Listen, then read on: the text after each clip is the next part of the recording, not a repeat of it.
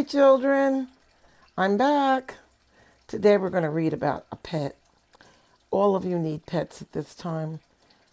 Without a pet, you can be very lonely.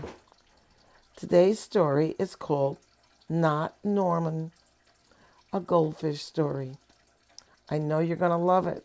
Not Norman, a goldfish story by Kelly Bennett. It's illustrated by Noah Z. Jones.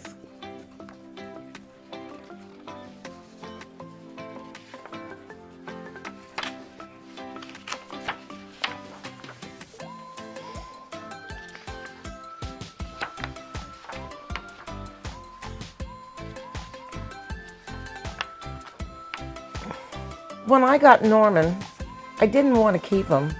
I wanted a different kind of pet. Not Norman.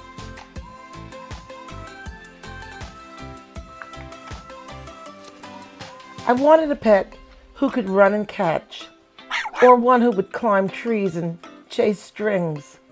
A soft, furry pet to sleep on my bed at night. Not Norman. All Norman does is swim around and around and around and around and around and around and around and around. Oh.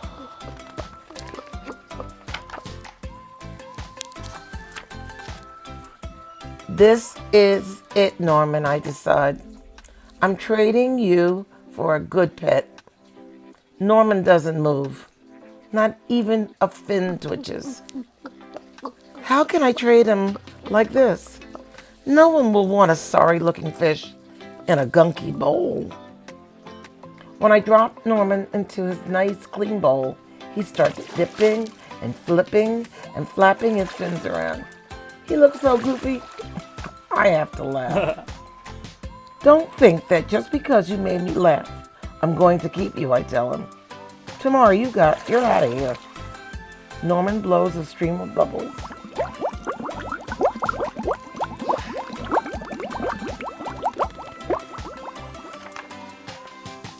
The next day, I take Norman to school with me. If I talk him up real good during show and tell, maybe someone will want him. On the way, we see my friend Austin. Austin has a real cool dog and 7 puppies. Want to swap one of your pups for my Norman, I ask? Who's Norman, asks Austin. My goldfish, I say. By the time I rescue Norman, half his water is gone.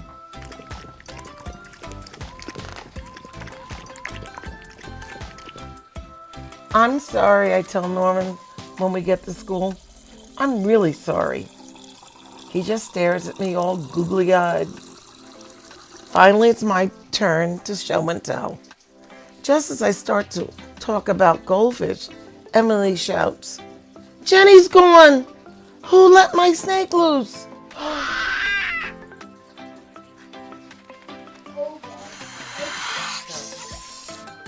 Does anyone hear the story of how I got Norman? Does anyone even ask to hold his bowl? No. They're all jumping and screaming and chasing the snake.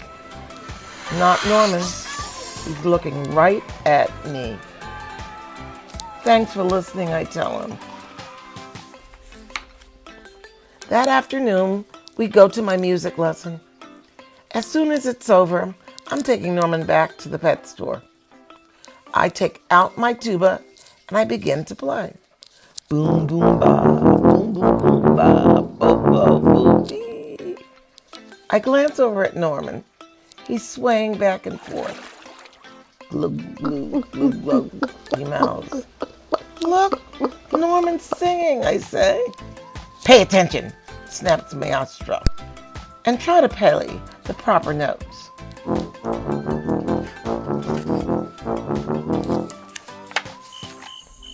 Maestro makes me stay for extra practice. By the time my lesson is over, it's too late to go to the pet store. Don't think that just because you like my music, I'm going to keep you, I tell Norman. He glugs.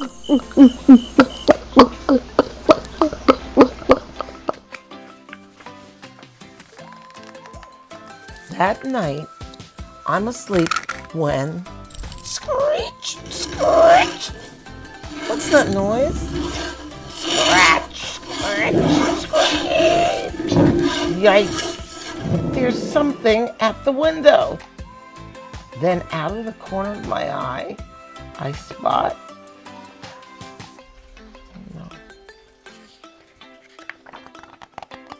Norman. He isn't scared. He's just swimming around in circles. Either he glugs and he gives me a little wave, but I'm not alone. Together, Norman and I slide open the curtains. It was just a broken tree branch. Thanks for watching out for me, Norman. On Saturday, I take Norman to the pet store, just like I said I would. I look at the cats and dogs and snakes and birds. I look at the hamsters and mice and lizards too.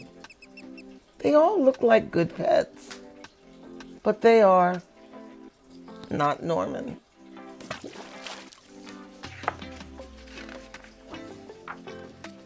When I got Norman, I wasn't sure I wanted to keep him. But now, even if I pick any pet in the world, I wouldn't trade him. Not Norman. Because he's one amazing fish. I love that pet. Thank you. Bye-bye.